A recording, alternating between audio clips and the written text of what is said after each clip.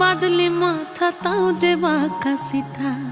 মেদিনীপুরে রায়না চিরন বাঁকুড়ার ওই ফিতা, আর যতন করে বাঁধলি মাথা তাও যে বাঁকা সিথা। পেছ